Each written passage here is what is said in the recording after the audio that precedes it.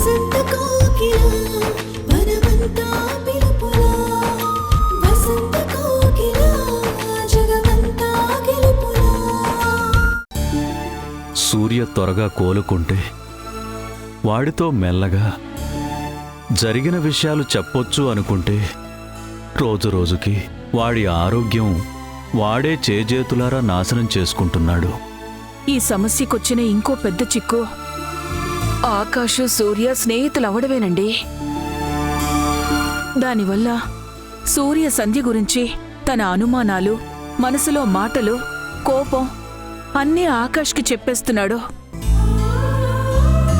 అవే మాటలు సంధ్యకి ఆకాష్ చెబుతుంటే అవి వింటూ సంధ్య మరింత క్షోభపడుతుందండి. క్షోభ అన్న పదం సరిపోదు లక్ష్మి. అది రంపపు కోత. భరించటం చాలా కష్టం.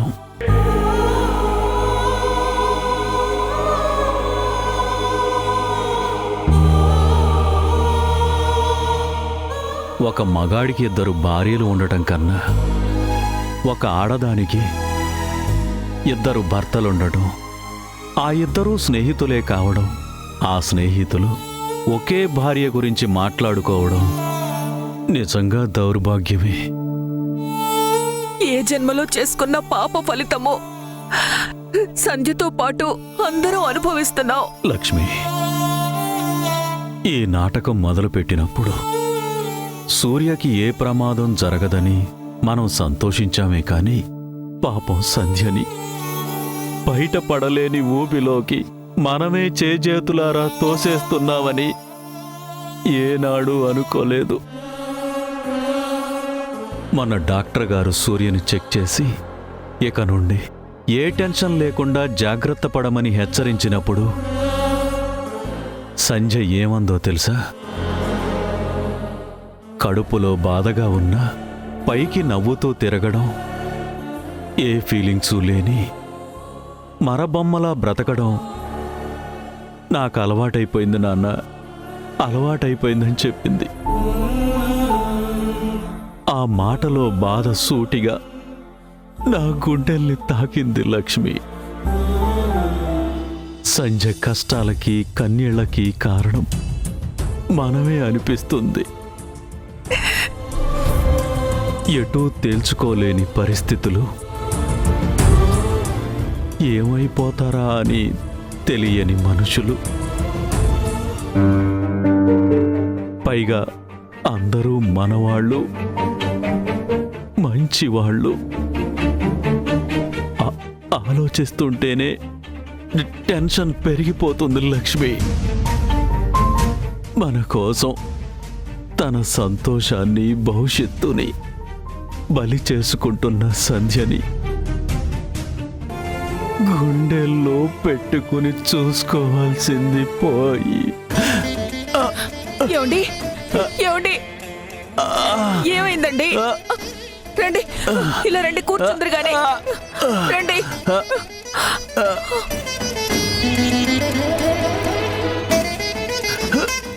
కూర్చోండి. ఏమైందండి? కంగారు పడకు లక్ష్మి, నాకేమీ కాదు. ఎందుకో తెలుసా? పాపి చిరాయివు అన్నారు. సంధ్య సూర్య విషయంలో చేసిన పాపాలకి, చెప్పిన అబద్ధాలకి ఈ రాతి గుండె అప్పుడే ఆగిపోదు. ఈ మొండి మనసు ఇంకా ఎన్ని ఘోరాలు చూడాలో, ఈ జన్మకి ఇంకెన్ని పాపాలు మూట కట్టుకోవాలో. అయ్యో, అవేం మాటలండి! మీ పాపంలో సగం వాటా నాకు ఉంది. ఏం జరిగినా ఇద్దరికి కలిపే జరగాలి, అంతే. ఉండండి, టాబ్లెట్ తీసుకుని వస్తాను.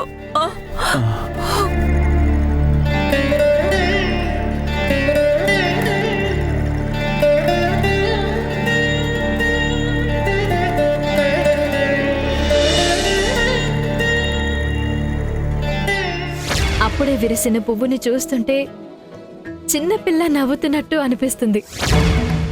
ఈ గులాబీ మొక్కకు మళ్ళీ ఎప్పుడు పువ్వు పూస్తుందో, మా సంజయ్ మొహంలో నవ్వు ఎప్పుడు చూస్తానో.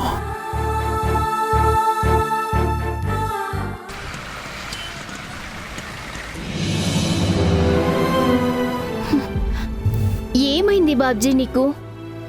నా నంబర్ బ్లాక్ చేసావా లేక ఫోన్ స్విచ్ ఆఫ్ చేసుకున్నావా? ఇది భయం అనుకోవాలా లేక గిల్టీ ఫీలింగ్ అనుకోవాలా? జరిగిందంతా స్వీట్ మిస్టేక్ అనుకుని నాతో మాట్లాడొచ్చు కదా. నేను పెళ్లి చేసుకోవడానికి సిద్ధంగా ఉన్నానని చెప్పినా ఎందుకు అర్థం చేసుకోవడం లేదు?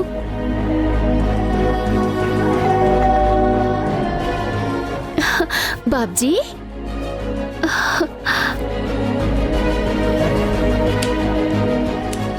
హాయ్ పండు. రా దివ్య.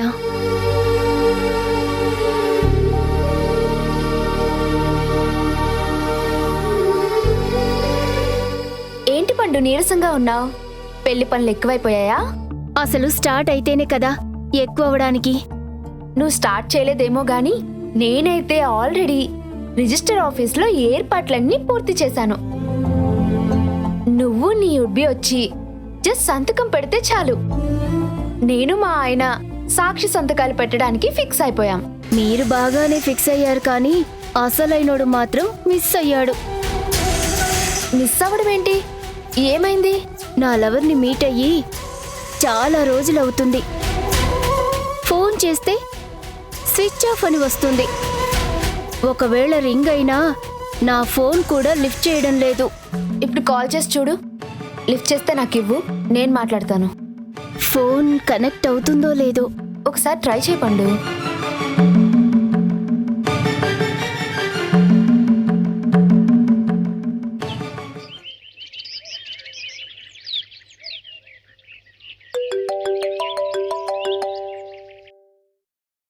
రింగ్ అవుతోంది.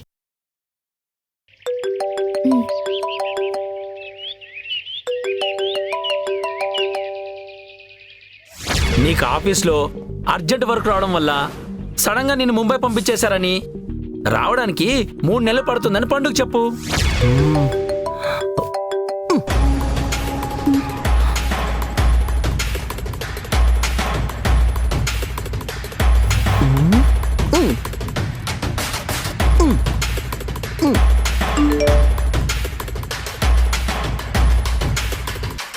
ఏమైంది పండు? నేను ఆఫీస్ పని మీద ముంబై వెళ్తున్నాను. రావటానికి 3 నెలలు పడుతుంది. నీ ఉడ్బి పంపాడా? అవును దివ్య. సడన్ గా ముంబై వెళ్ళడం ఏంటి? నిజంగా ఆఫీస్ పనేనా లేక ఏదైనా గేమ్ ఆడుతున్నాడా? చచా, అతను అలాంటివాడు కాదు. చాలా మంచివాడు. మోసం చెయ్యడు. మరి సడన్ గా ఎందుకు మాయమయ్యాడు? ఆఫీస్ వర్క్ అని మెసేజ్ చేశాడు కదా. మా మధ్య ఆ పొరపాటు జరిగినప్పటి నుంచి తను చాలా అప్సెట్ అయ్యాడు. మేబీ ఆ రీజన్ వల్లే నాతో మాట్లాడటం లేదేమో. ఎన్ని రోజుల నుండి తన కోసం వెయిట్ చేస్తున్నానని తెలిసి ఈరోజు మెసేజ్ పంపించాడు. తన గురించి నాకు అన్నీ తెలియాలనుకోవడం చాలా గ్రేట్ కదా. నువ్వు నీ ఉడ్బిని చాలా నమ్ముతున్నట్టున్నావు. ప్రేమ ఉన్న చోటే నమ్మకం ఉంటుంది కదా Divya. Take care and come soon.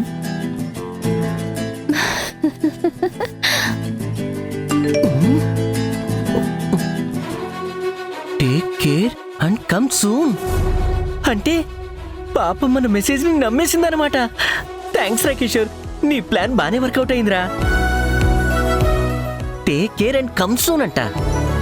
పండుకి దూరంగా ఉంటే ఈ బాబ్జీ గాడు పదిలంగా ఉన్నట్టే. బై బై అని చెప్పలేక ఇంత నాటకం ఆడుతుంటే కమ్ సూన్ అని పంపించింది. ఈ రోజుతో పండు ప్రాబ్లం సాల్వ్ అయిపోయింది. ఇక బాబ్జీ గాడు ఫుల్ హ్యాపీ.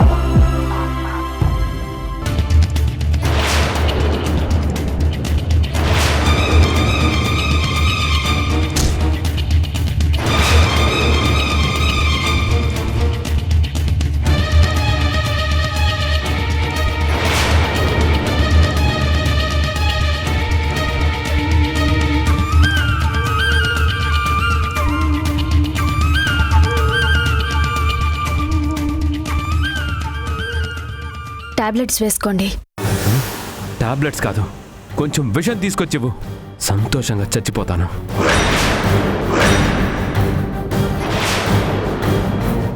ఏంటండి ఏంటా మాటలు? మాటలు కాదు, మంటలు. నిన్ను చూస్తుంటే నా గుండెల్లో బగ్గుమంటుంది, కడుపు రగిలిపోతోంది. ఎందుకండి ఇలా మాట్లాడుతున్నారు? తెలియనట్టు నటించుకో. ఇల్లు, మొగుడు, సంసారం ఇవేమీ నీకు అవసరం లేదు. అయినా నా పిచ్చిగాని అన్ని సరదాలు బయటే తీరిపోతుంటే నీలాంటి ఆడదానికి ఇల్లెందుకు, మొగుడెందుకు? ఏమండి అలా మాట్లాడొద్దండి. మాట్లాడతాను, ఇలానే మాట్లాడతాను. ఇప్పుడు కూడా మాట్లాడకపోతే నా గుండె, మైండ్ రెండూ పేలి చచ్చిపోయేలా ఉన్నాను.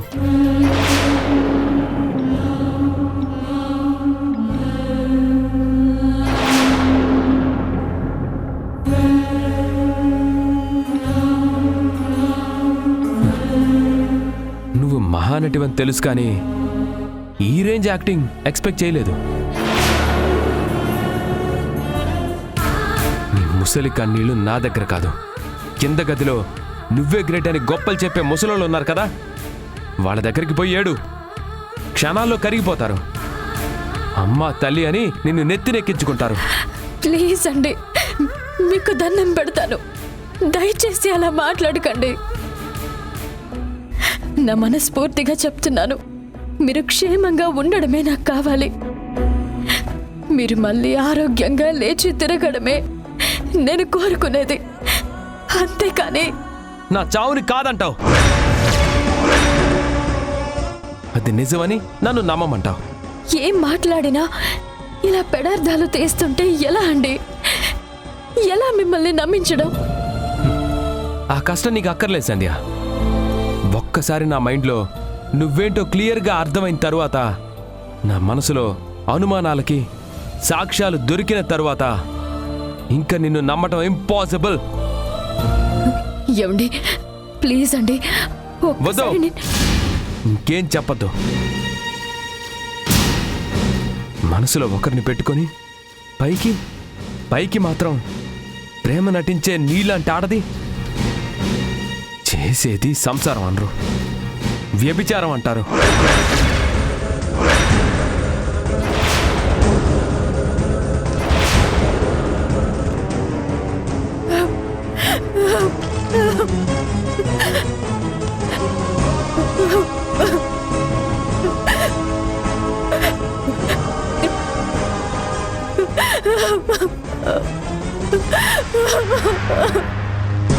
అమ్మా సంజ, అమ్మా సంజ, సంజ, అమ్మా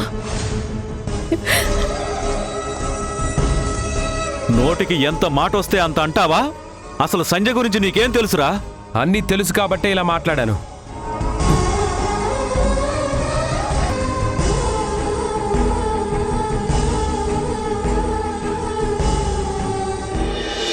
కోకిల కోకిల వసంత కోకిల చిలిమిల చిలియల మిరివనాల అతిథిలా రాలు పూల తోటలోకి ఆమని రాకుండేనా. కొంచెం విషం తీసుకొచ్చివు, సంతోషంగా చచ్చిపోతాను. వెన్నెల లేకుండేనా మసకేసిన మలి సంధ్య, తొలి సంధ్య నుదుట సింధూరం, నీలరాలు సిరిమల్లి అవని సిగలు సౌభాగ్యం, ఎడారి దారి భారమైనా.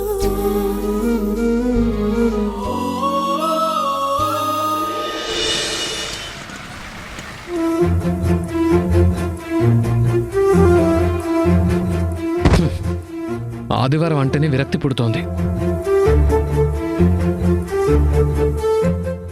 సంధ్య రావడానికి ఇంకా ఎంత టైం పడుతుందో ఏమో.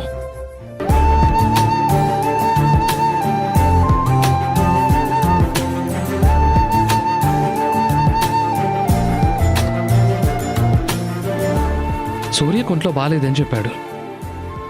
ఒకసారి కాల్ చేసి మాట్లాడతాను. అవసరమైతే ఇంటికెళ్ళి పలకరించి వస్తే బెటర్. అలాగనే టైం పాస్ అవుతుంది.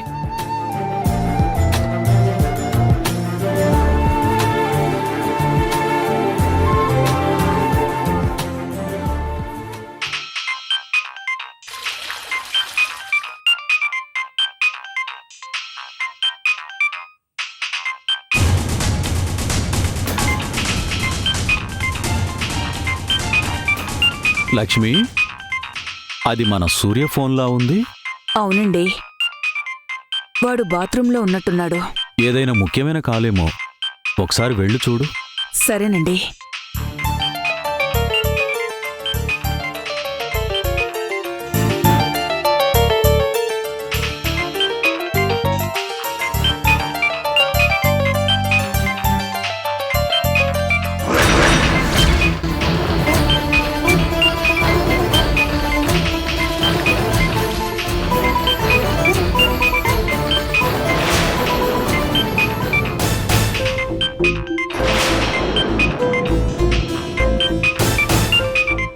ఏమండి,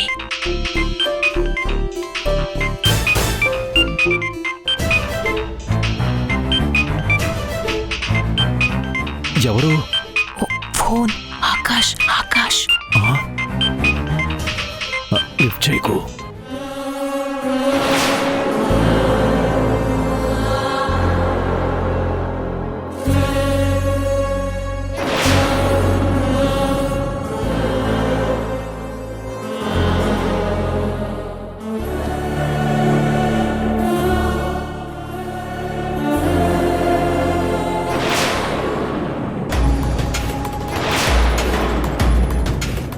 నా ఫోన్ పట్టుకొని ఇక్కడికి ఎందుకు వచ్చావు? ఎవరికి సైకిల్ చేస్తున్నావు? అంటే అది నీకెవరో ఫోన్ చేశారా? నాకేమో ఎలా ఎత్తాలో తెలియక మీ నాన్నని అడుగుతున్నాను.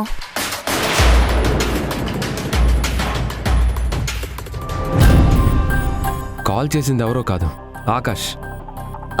అవునా? నాకు తెలియలేదురా.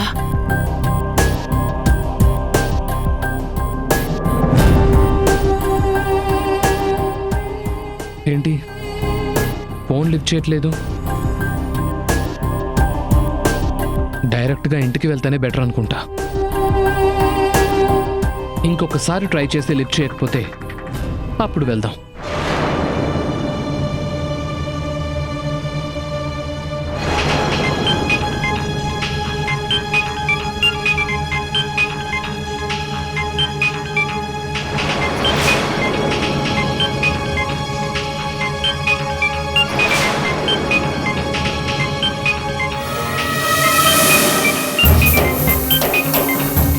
హే, ఇది నా ఫోన్, నేను లిఫ్ట్ చేసుకోగలను.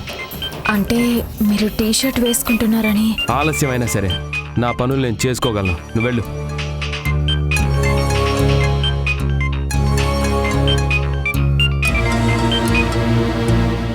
హలో ఆకాష్.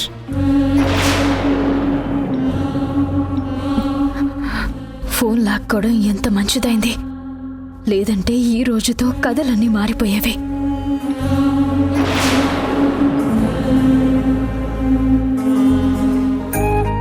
ఏంటి సార్, సండే మీ ఇంట్లో ఫోన్లకు కూడా హాలిడేనా? లేదు ఆకాష్, వాష్రూమ్లో ఉన్నాను, అందుకే లిఫ్ట్ చేయలేకపోయాను. ఈసారి కూడా లిఫ్ట్ చేయకపోతే డైరెక్ట్గా ఇంటికి వచ్చేద్దాం అనుకున్నాను. ఇప్పుడు మాత్రం ఏమైంది? రా.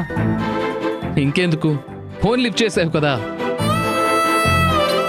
సరే, నీ హెల్త్ ఎలా ఉంది? I'm fine now. కానీ డాక్టర్, ఇంట్లో వాళ్ళు ఇంకా కొన్ని రోజులు రెస్ట్ తీసుకుంటే మంచిది అంటున్నారు. సరే మరి, రెస్ట్ తీసుకో. నీ హెల్త్ కంటే ఏది ముఖ్యం కాదు. ఎప్పుడైనా ఏదైనా ప్రాబ్లం ఉంటే నాకు కాల్ చేయి. షూర్ ఆకాష్.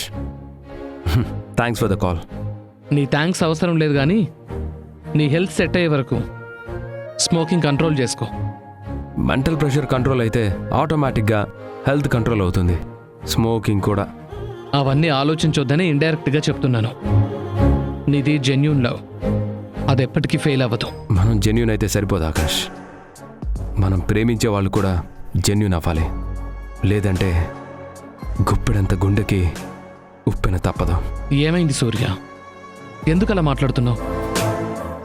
Anything wrong? ఫోన్లో కాదులే, డైరెక్ట్గా కలిసినప్పుడు మాట్లాడతాను. బాయ్. బాయ్ సూర్య.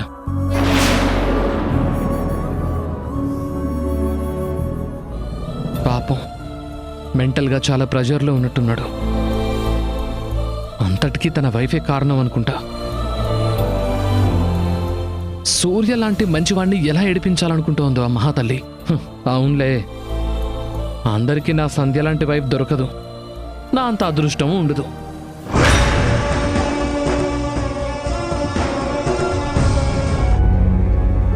నిన్న నువ్వు ఆఫీసులోనే ఉన్నావా? మీరేం చెప్పాలనుకుంటున్నారో సూటిగా చెప్పండి.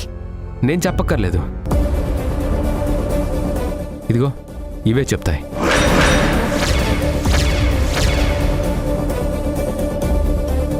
శనివారం ఆఫ్టర్నూన్, అది ఆఫీస్ వర్కింగ్ టైంలో. అంటే అది టికెట్స్ వద్దు,